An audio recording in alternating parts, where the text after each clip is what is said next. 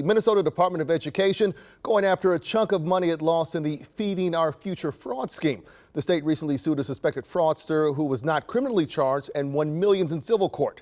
Lou Raguse joins us with more on this unprecedented move. Lou?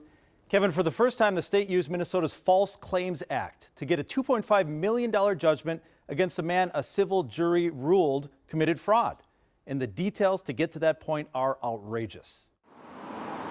In the basement of this adult daycare on White Bear Avenue in St. Paul, during the COVID-19 pandemic, the owner claimed to serve meals to thousands of children in need every day for months. Some of the kids' names submitted by Emadeldin Ibrahim include Normal Jr., Daniel Gizmo, and Jethro Butt. Is there any chance that he was feeding thousands of kids in the basement of that adult daycare?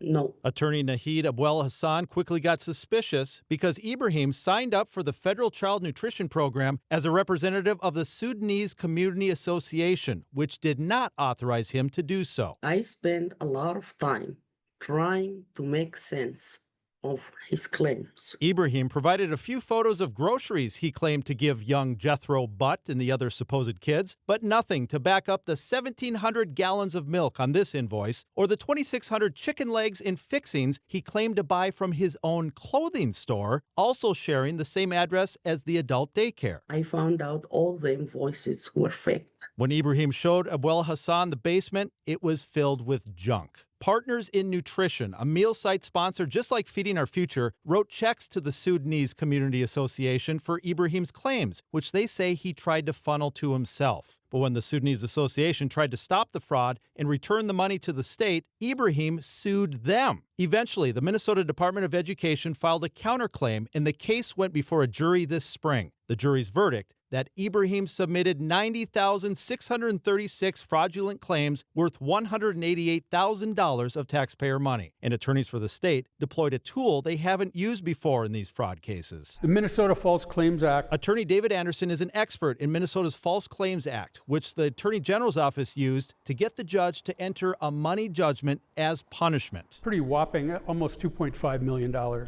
Judgment against him. It's more enforceable in some cases than restitution would be.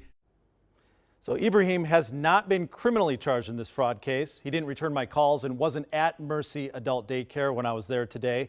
The Department of Human Services tells me they recently disenrolled that daycare and put a stop payment so that they don't get any more Medicaid money. The irony in all this, because prior to that, he could pay them back potentially with money from the state. Right. They've received $4 million in Medicaid payments at that adult daycare at a minimum. It's probably more than that. That's a lowball amount that I have.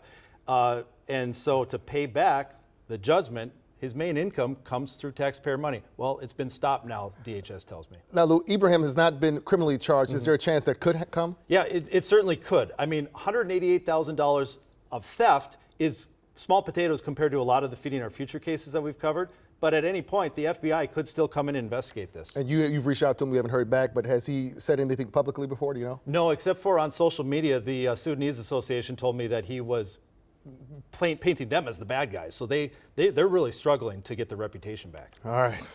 Lou, thank you. Yep.